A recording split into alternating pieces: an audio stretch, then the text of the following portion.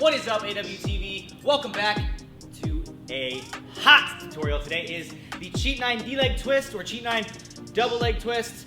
Let's get right into it because this is a heater.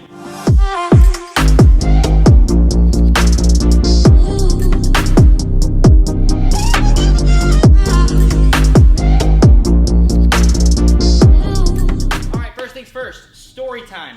Now, when I went to learn Cheat 12, I was having a massive trouble or problem with doing it from just this K-step or from standing, because I wasn't doing it from K-step. I was just kind of stepping over straight into it, and I would actually tilt too much and end up landing like on my face.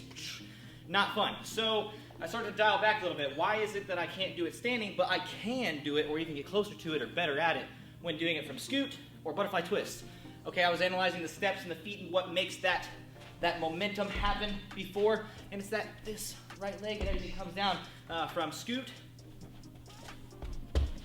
as well as B-twist the exact same way. So I try to recreate that from a standing position being K-step. So how I K-step, I just like to face that 45-degree angle. Now you can step out whichever leg first, it's totally up to you. I'm just gonna step out for the simplicity of things. Left leg, boom, right leg up, hop turn, 180, and that's when this will come down. You can make that right leg come up over higher if you'd like from there. Not only am I going to raise this leg up, I'm going to kind of create a little swivel motion with my foot here. So I'm going to kick my foot or heel up, and it's going to circle my knee up here. Boom. To help create a circular lift motion to get me into a nice Cheat 9. That's the basics of a K-step. Let's move on. Let's talk about some prereqs and some things to help build you up into it. Now, the main one obviously is just gonna be like a Cheat 9. So let's talk about Cheat 9 and then two other ways that you can learn to do your Cheat 9 or to baby step your Cheat 9 up into that Cheat 9 D-leg twist. Let's go. Now, as far as Cheat 9 goes for the prerequisite, I normally talk about you have two 45-degree angles. You're gonna want to chamber at one, kick out through your target in the middle, and then rechamber at the other and coming down. Same concept, I just want to make it a little more of a coming all the way out and shooting all the way across to make it almost like that Cheat 9 or a 540 without the hypering of it, the 540ing of it, to create more of a circular motion with your kick. It's going to kind of help paint that mental picture for you with what your D-leg or legs are going to need to do when doing the Cheat 9 D-leg twist. Here we go, Cheat 9. Right through the middle as much as possible rather than your typical. You're gonna launch it through just like that as an experiment. Here we go. Next one, I wanna go with the hyper, the 540 style. So we're gonna go with a Cheat 9 hyper. Now don't necessarily think of it as snapping, but as your knees and legs kind of come up towards this chambering, spotting first 45, that's when you'll extend out and just twist your hips as much as possible. You're really gonna focus on the lower body, even if it's just your knees, your toes. You gotta shift everything to that left. So just make sure everything rotating in that spinning direction. Here we go, Cheat 9 hyper.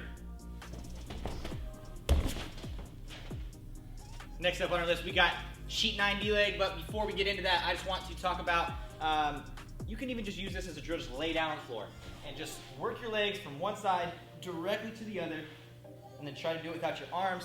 So you're here, just straight up legs, pull them over. Start to just engage those muscles and those feelings of what you have to do to pull those legs over. And again, it would be helpful if you added it into your prereqs before you even did Cheat 9 D-leg or Cheat 9 D-leg twist, if you knew how to do a D-leg or a D-leg twist. So, I'm gonna interrupt myself here. Before we do our Cheat 9 D-leg, let's demonstrate all three, now that we've talked about them, the last of the build-up baby step prereqs in this process. Here we go.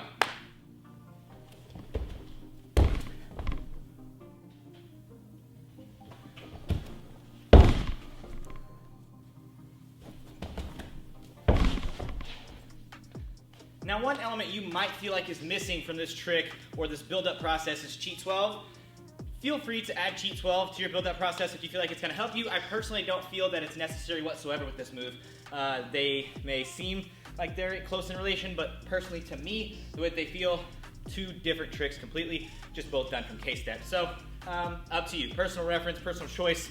All right, now the last step in babying it up, working up some drills to build your skills, cheat 9 D-leg half, or even cheat 9 half, where you just start to hit that rotation, and right at the end there, you just want to, boom, half gyro, turn yourself to the front. Let's see what that looks like. Starting to ball up, and then rip that twist just a little bit more at the end. Let's try it again with a double leg. I like to think of this, or even call this, late gyro.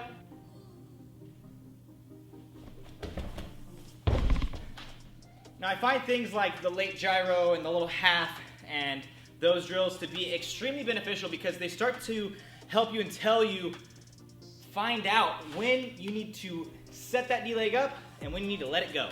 Because sometimes you're not holding it enough, and when you don't hold it enough and you D-leg just a little too early, you're actually creating more spin for yourself to have to do after the double leg.